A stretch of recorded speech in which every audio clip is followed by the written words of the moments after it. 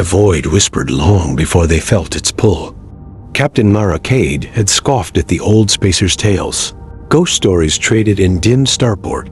Dives about Sagitar 9, the supermassive black hole at the galaxy's heart. They said it wasn't just a singularity, but a wound in reality itself. That anything crossing its shadow returned wrong, if it returned at all. Now, as the SS Horizon cut through its gravitational influence, Mara finally understood why the old captain spoke of it like a god. The pull wasn't just physical, it was alive. Every sensor trembled, every light pulse slowed. The air itself felt like it was listening. "Hold course," Mara ordered, forcing calm into her voice. The bridge hummed with low vibration, panels flickering beneath the sickly amber glow of the accretion disk, a halo of molten rock, shattered moons, and the skeletal remains of ships swallowed long ago. Astrogator Jiro Tan leaned over his console, sweat tracing the scar on his jaw. "Gravity shear's climbing fast," he said. "We're locked in. No reverse thrust possible." The Horizon's 5-person crew, Mara, Jiro, tech specialist Chen Wei, engineer Luca Diaz, and medic Aria Cole, had come chasing whispers of precursor relics rumored to orbit the black hole's edge.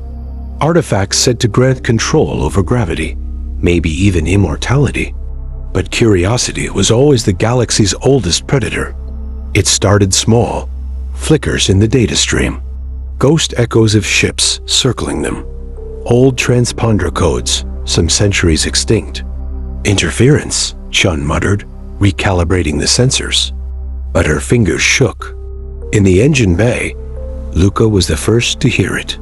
A whisper beneath the thrum of the fusion core. "Eclipse, Voidborn. Rise."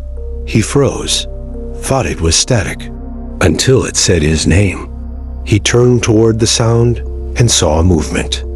A ripple in the air, like heat distortion. Then something slid from the vent, a tendril of absence, liquid and deliberate. When it touched his wrist, his skin disintegrated into dust. Luca screamed. By the time the others arrived, the thing had already burrowed into him. His veins turned black, pulsing like cables under glass. "It's awake," he gasped, eyes wide with knowledge he shouldn't have. "It knows us." His spine cracked. His body folded in on itself like collapsing space. When the light steadied, all that remained was his empty suit and a hovering orb of darkness pulsing like a heart. Mara stumbled back. "Contain it." Chun slammed the stasis field into place, trapping the sphere in a humming cage. "It's not matter," she whispered. "Negative mass, pure singular energy. A piece of the void." The orb pulsed again, whispering words that bypassed sound entirely. "Join the eclipse. Become eternal." The syllables felt like pressure behind their eyes. That night, sleep betrayed them. Mara dreamed of her sister, dead 5 years now, trapped in orbit over Luna 3, begging for help as shadows crawled into her helmet. Jiro confessed he saw his family, too, each one burning away into silhouettes of black fire. "It's in our minds," he whispered. "It's learning who we are." The ship began to behave strangely. Lights dimmed without command. Doors sealed, then reopened. The oxygen levels dropped. "Mara," Aria called from medbay. "The life support monitor is showing negative mass signatures. It's feeding off." U.S. Hours later, her voice came again, trembling. "Something's in here, watching me. Static. A breath. Then, it's wearing my skin." When they reached medbay, the lights flickered. Only Aria's uniform remained, folded neatly on the floor, soaked in black residue that hissed away like smoke. Her voice echoed faintly through the coms.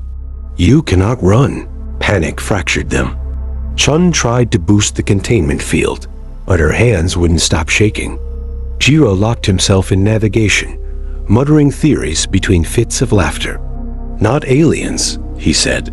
"Not life as we know it. thought beings formed from collapsed matter, consciousness trapped in gravity's final scream. They call themselves Voidborn. Mara tried to steady herself. We fight it. We end this. But Horizon no longer obeyed. The engines cycled without input. The hull groaned as if breathing. Shadows stretched against the walls, forming shapes that blinked when no one looked directly at them. The whispering was constant now, 1,000 voices speaking through steel.